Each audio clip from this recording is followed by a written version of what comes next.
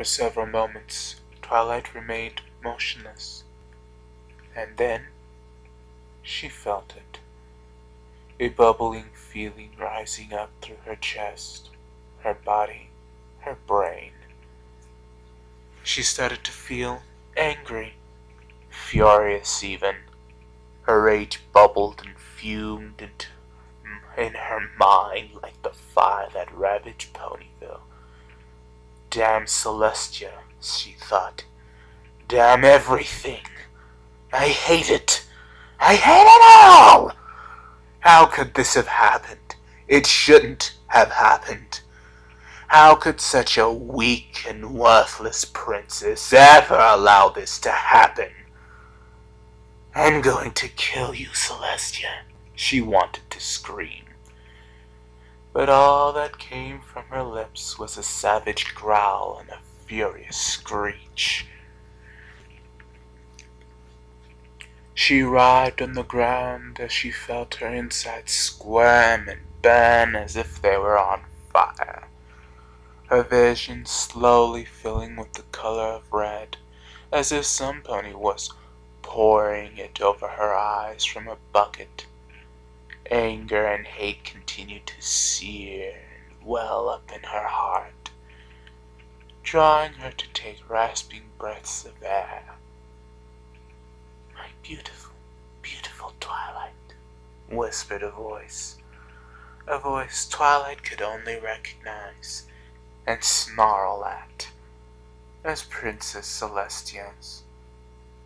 She turned her head quickly towards the voice, watching as the princess slowly walked towards her, the same evil grin plastered on her face, the same twinkle of madness and hate in her eyes. Twilight wanted nothing more than to leap at her hooves and bite into that stupid alicorn and make her share her misery, her hate. Make her pay for all the madness and chaos she had strewn about the world.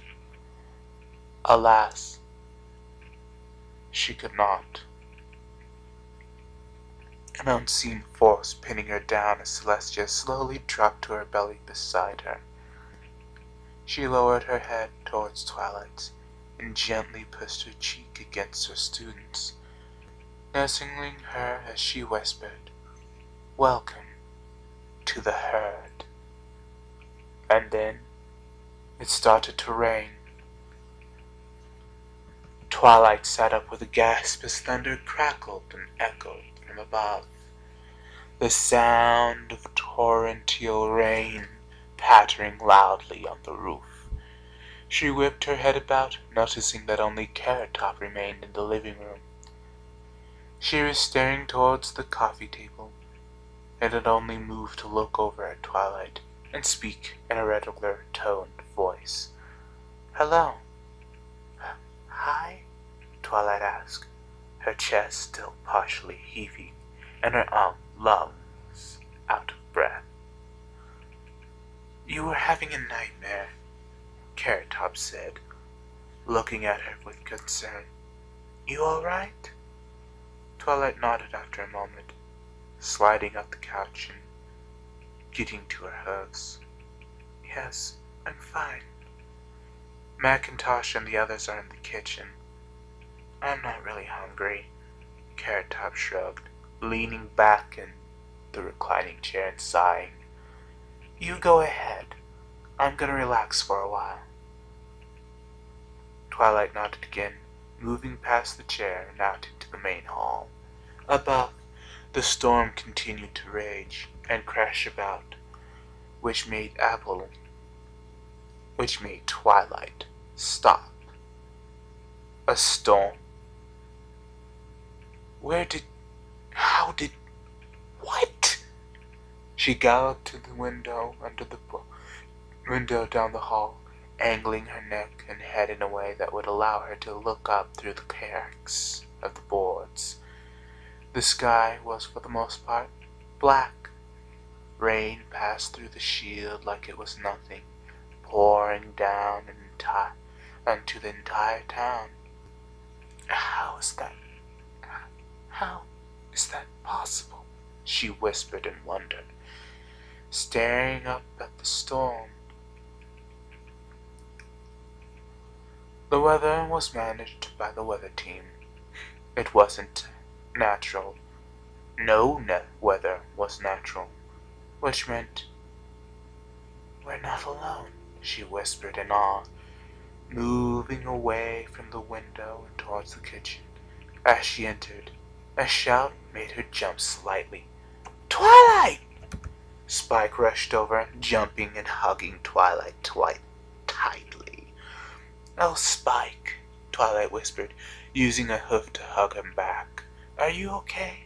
I missed you so much. Spike nodded, his green eyes staring up into hers as he spoke. I'm fine. The storm above is letting us move a bit more freely and speak louder. When the rain started, all the zombies started panicking. They were running all over the place and finally went down the street. Twilight chuckled, nuzzling the baby dragon as she said, They're not zombies, Spike. Zombies don't exist. Y'all are awake, I see, Macintosh said from nearby, drawing Twilight to look up. Macintosh, Rarity, even a smiling and waving Katie was situated at a long wooden table that rested in the center of the room. Yes, but where did this storm come from? Is it from the weather team? Are we finally getting help? Macintosh frowned for a moment and shook his head, looking across to Rarity and speaking.